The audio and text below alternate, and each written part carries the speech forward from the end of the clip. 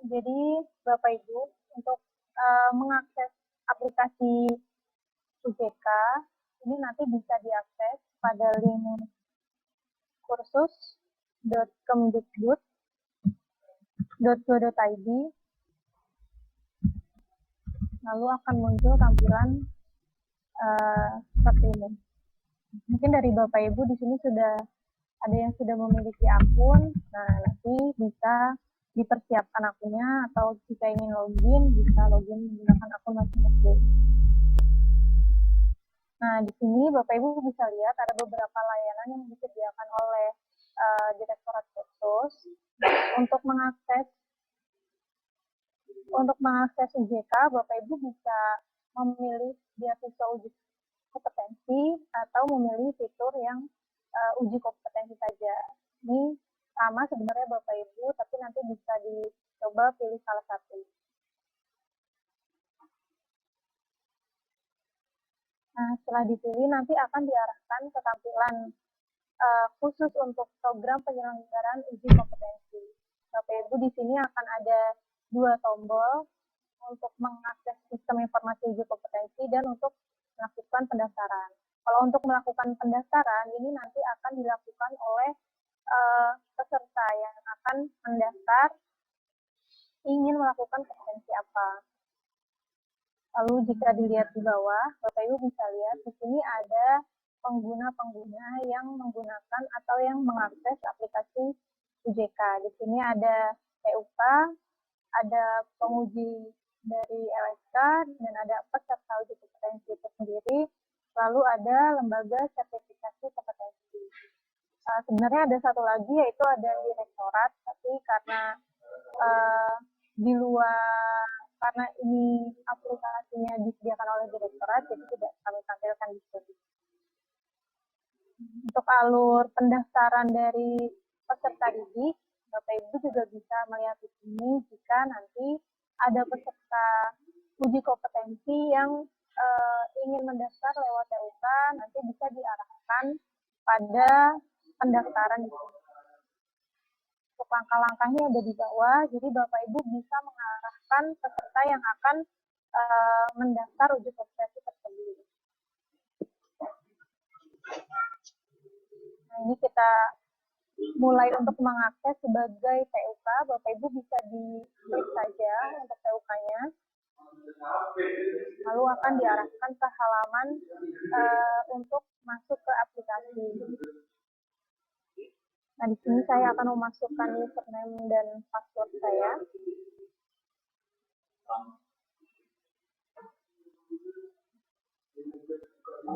Jadi Bapak Ibu, ini adalah tampilan pertama kali ketika Bapak Ibu mendapatkan akun dan login sebagai TUK.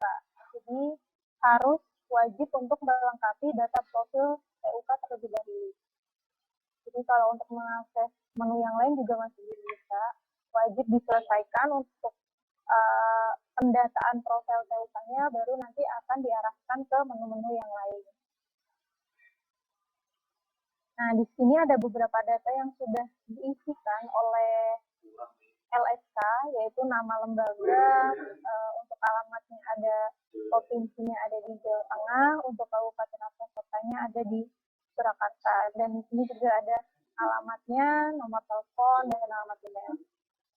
Nah, jadi nanti jika ada pergantian, Bapak Ibu bisa mengupdate di menu profile. Misal ada pergantian untuk nama pimpinan atau SK atau nomor telepon, atau pindah alamat atau ganti gedung, itu bisa dilakukan.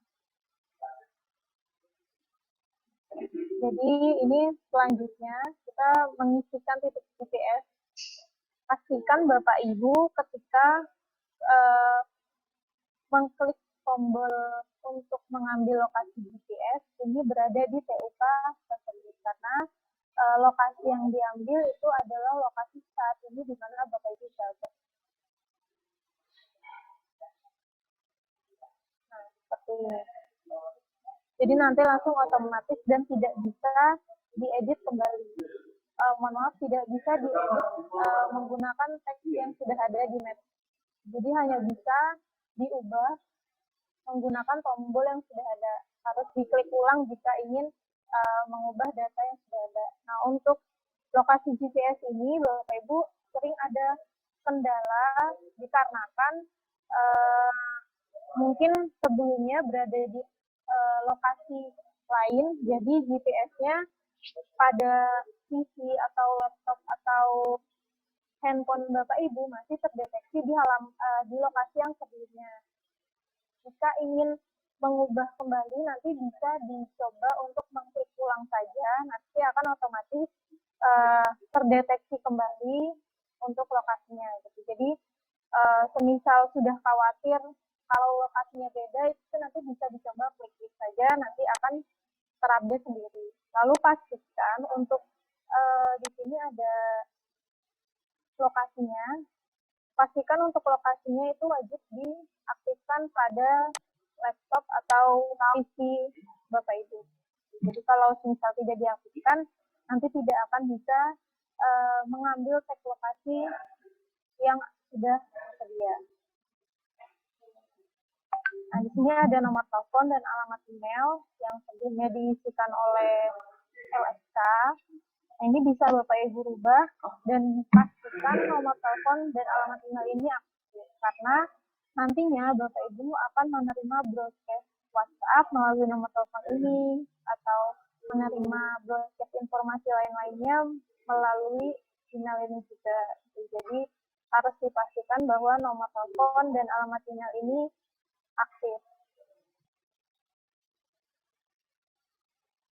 Lalu selanjutnya ada SK penetapan dari LSK serta tanggal SK. Nah, di sini Bapak Ibu harus melampirkan SK-nya dengan mengupload hasil SK yang sudah di-scan dalam bentuk PDF atau gambar. Nah, di sini ada keterangannya Bapak Ibu. Untuk file SK ini maksimal 5 MB, jadi kalau lebih dari 5 MB itu tidak akan bisa di-upload. Caranya tinggal diklik saja untuk tombol ganti lampiran. Lalu Bapak Ibu bisa memilih file mana yang akan di-uploadkan. Saya contohkan satu. Nanti akan ada tombol notif disimpan.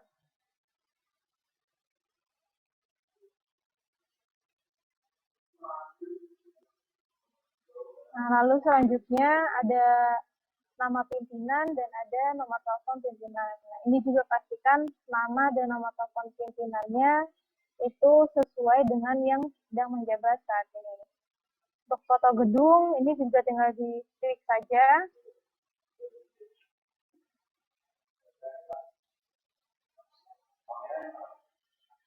Ini ada keterangan juga.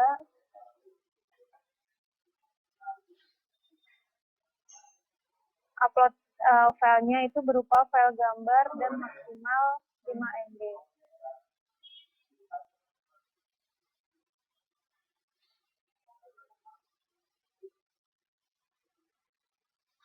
Nah, ini Bapak Ibu, jadi setelah di-upload, nantinya akan ada tombol baru di sini untuk yang lampirkan SK tadi. Bapak Ibu, jika ingin melihat lampiran SK yang sudah di-upload, bisa tinggal diklik saja tombol lihat file lampiran SK, lalu nanti akan muncul tab halaman baru yang mana akan menampilkan file yang telah Bapak Ibu upload. Nah, di sini juga untuk foto gedung bisa dilihat dengan mengklik tombol yang sama, nanti akan muncul pop-up gambar berupa file yang Bapak Ibu upload juga. Lalu setelahnya Bapak Ibu simpan. Nah, lalu Bapak Ibu baru bisa mengakses tombol yang lain setelah profil yang sudah disediakan itu harus dilengkapi. Nah, Bapak Ibu, sebelumnya saya sudah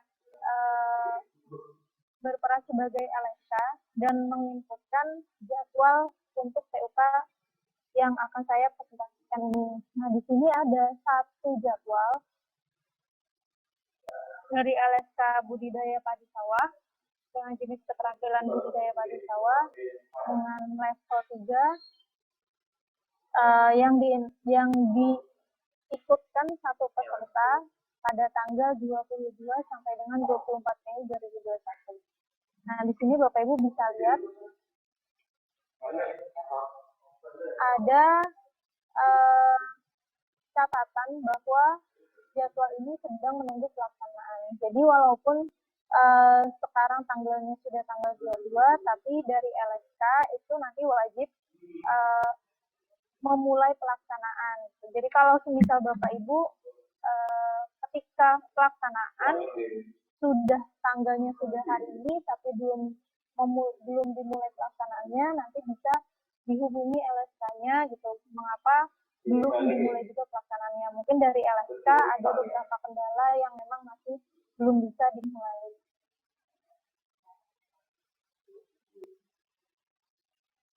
Ini akan saya ubah untuk pelaksanaannya. Nah, kalau tadi sebelumnya menunggu pelaksanaan, nah ini dari LSK ketika sudah memulai pelaksanaan, Bapak Ibu baru bisa melakukan aktivitas di sistem ini. Dan pada jadwal ini ada tombol isi pelaksanaan, bisa diklik saja. Nah, lalu nanti akan muncul data-data terkait jadwal tersebut yang lebih detail lagi.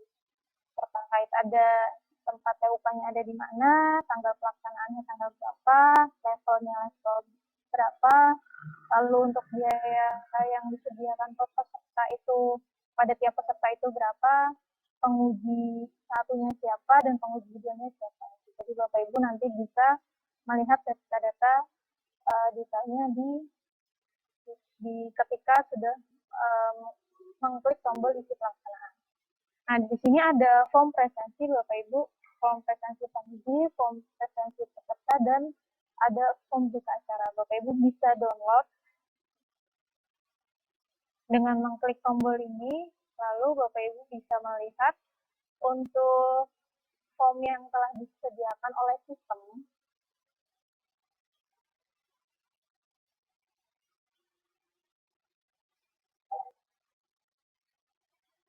Di sini nanti akan otomatis tergenerate. Jadi form ini adalah form yang nantinya akan Bapak Ibu berikan kepada penguji ketika di lapangan untuk menandatangani absensi. Jadi nanti ketika di lapangan Bapak Ibu memberikan ini kepada pengujinya untuk melakukan tanda tangan. Nah, di sini juga ada tanggal pelaksanaan UJK-nya, nanti Bapak Ibu bisa mengisikan. Lalu selanjutnya untuk form peserta, ini juga sama.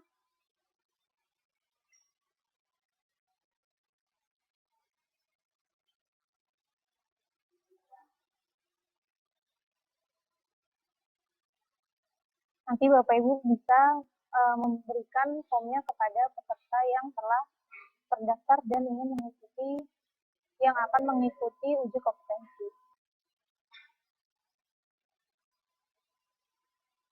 Lalu untuk berita acara,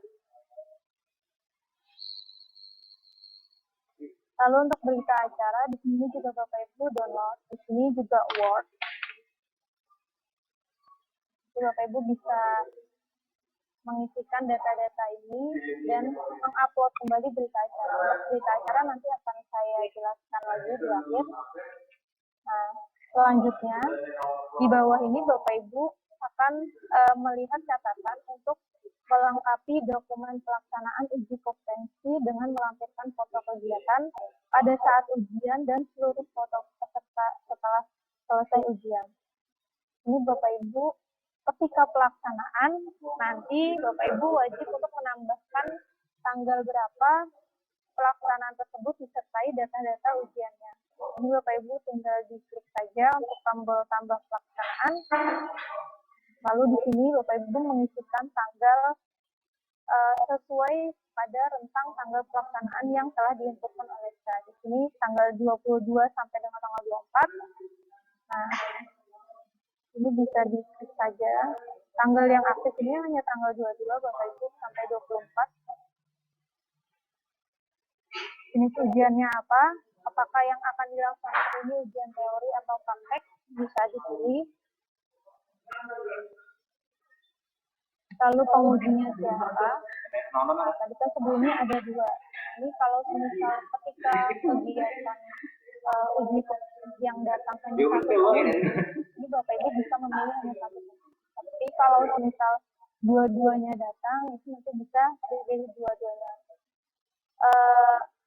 Sebagai catatan Bapak Ibu, jadi untuk pemilihan penguji yang ada di kolom ini sama juga sebagai absensi pada sistem UJK. Jadi sebelumnya kan sudah ada form presensi penguji.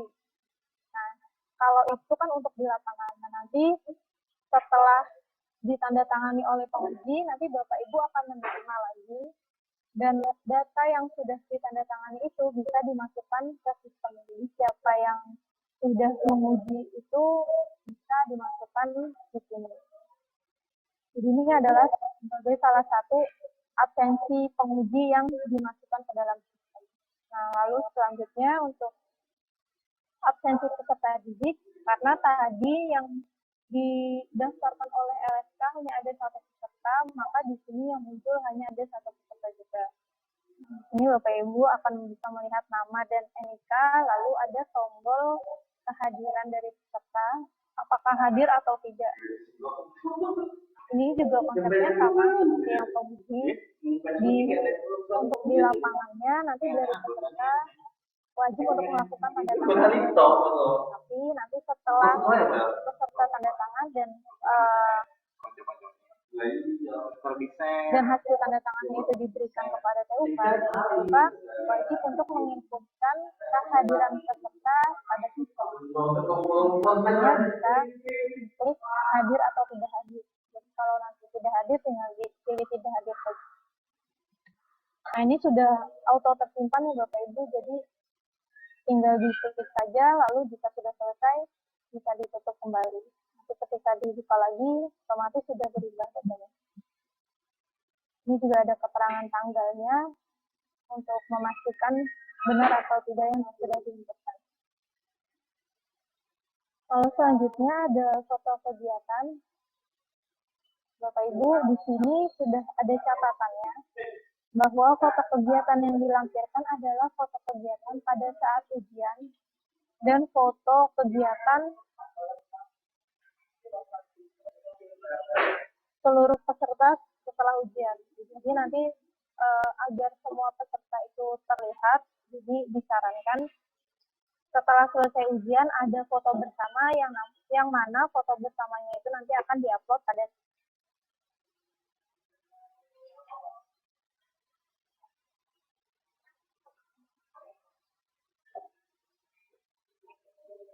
tinggal diklik saja lalu dipilih misalnya yang mana.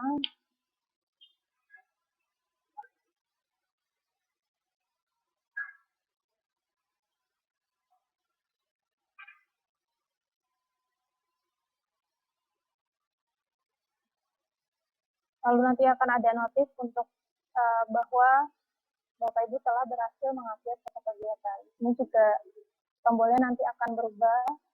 Di fotonya ini bisa terlihat juga foto hasil dari yang telah Bapak Ibu upload. Nah, untuk foto ini nanti jika Bapak Ibu ingin mengganti, Bapak Ibu bisa menghapus saja, atau jika ingin menambahkan bisa diklik di sini untuk menambah foto kegiatan. Lalu di sini nanti akan ada dua file. Jadi disarankan nanti yang diupload itu ada dua foto juga Bapak Ibu, yang satu pada saat ujian dan yang satu ada foto seluruh pesertanya.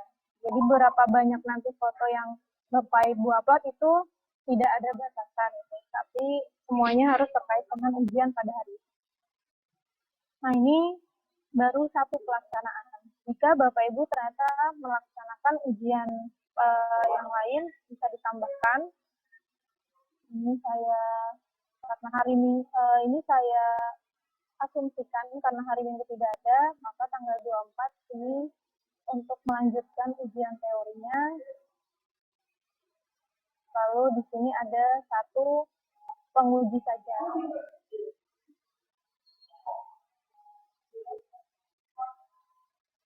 juga sama, nanti Bapak Ibu bisa dipilih kehadiran pesertanya, lalu memasukkan foto kegiatan untuk ujian teori pada hari tersebut.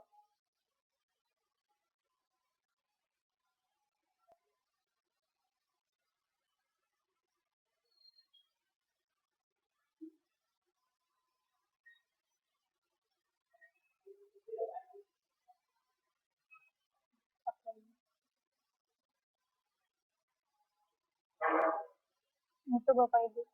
Nah, lalu setelah ini, nanti Bapak Ibu tadi kan sebelumnya sudah mendownload form berita acara yang sudah disediakan oleh sistem. Nanti dari form tersebut, Bapak Ibu wajib untuk mengisikan keterangan selama pelaksanaan uji kompetensi ini berjalannya seperti apa. Nanti Bapak Ibu isikan, lalu hasilnya setelah ditandatangani dan diisi itu scan-nya dalam bentuk PDF. Nanti PDF-nya ini harus di-upload ke dalam sistem agar direktorat bisa melihat berita acara yang sudah ditandatangani Bapak Ibu hasilnya seperti apa. Untuk mengupload, Bapak Ibu bisa diklik upload berita acara, lalu memilih file PDF salah satu yang sudah Bapak Ibu tanda tangani. Nah, jika sudah terupload, tombol di sini nantinya akan berubah jadi tombol berwarna biru, lalu akan muncul data-data yang telah Bapak Ibu upload. Untuk memastikan lagi apakah file yang diupload sudah benar atau belum. Kalau belum, nanti Bapak Ibu bisa klik lagi di sini untuk mengganti file berita acara. Ini bisa dipilih kembali, lalu bisa tersimpan otomatis oleh sistem. Jika Bapak Ibu merasa kesulitan membaca karena tampilannya terlalu kecil, Bapak Ibu bisa klik lihat file yang ada di atas ini. Nah, di sini nanti akan muncul tampilan yang lebih besar, satu halaman full untuk berita acara yang telah Bapak Ibu upload. Nah, ini sudah selesai Bapak Ibu untuk yang diuploadkan atau yang diisikan oleh PUK. Jadi, catatannya, Bapak Ibu wajib mengisi ini ketika tanggal pelaksanaannya. Yang kedua, pada aplikasi ini masih terdeteksi bahwa pada jadwal ini itu pelaksanaannya masih berlangsung. Jadi ketika LSK itu sudah menyelesaikan atau mengunci jadwal, nanti TUK juga tidak akan bisa mengupdate jadwal lagi. Jadi dipastikan bahwa Bapak Ibu nantinya harus mengisi ini secepatnya sebelum LSK mengunci atau menyelesaikan jadwal.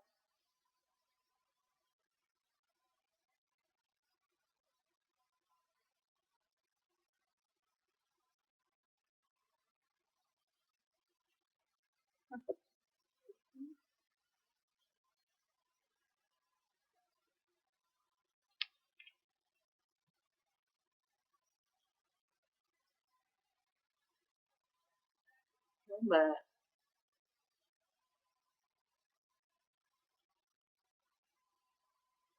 Wina. Oh, mohon maaf. Commute ya? Iya. Jadi ini saya contohkan dulu jika LSK-nya sudah mengunci jadwal.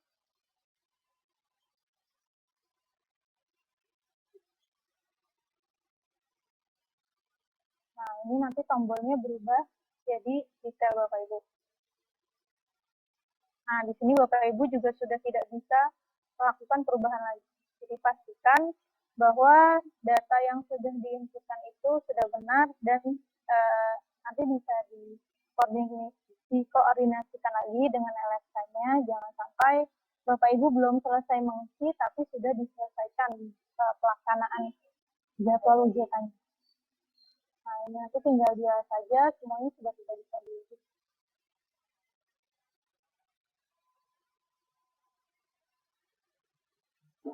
Nah, data-data yang Bapak Ibu inputkan di sini nanti akan otomatis diterima juga oleh LSK. Jadi ketika Bapak Ibu hanya menginputkan satu baris, ini juga sudah langsung bisa dilihat oleh LSK. Nah, ini tujuannya dari TUK untuk menginputkan ini, memudahkan komunikasi antara TUK dan LSK ketika pelaksanaan. Jadi nanti LSK itu bisa langsung memantau saja pelaksanaan yang sedang berjalan itu apakah sudah dimulai atau belum, absensinya bagaimana, dan skop kegiatannya bagaimana oleh LSK.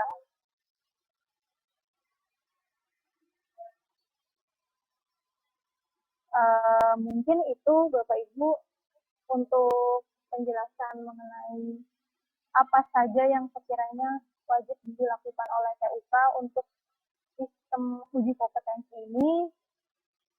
Tujuannya satu lagi Bapak Ibu, jadi di sini nanti sebelumnya dari Bapak Ibu ketika menerima jadwal di situ masih menunggu pelaksanaan dan belum bisa melakukan aktivitas apapun. Tapi Bapak Ibu sudah bisa melihat peserta yang telah didaftarkan itu siapa saja beserta dengan data-datanya. Karena tadi kan sebelumnya kalau di absensi itu tidak lengkap. Nah, di sini lebih lengkap lagi. Semua data-data pesertanya itu nanti akan bisa terlihat.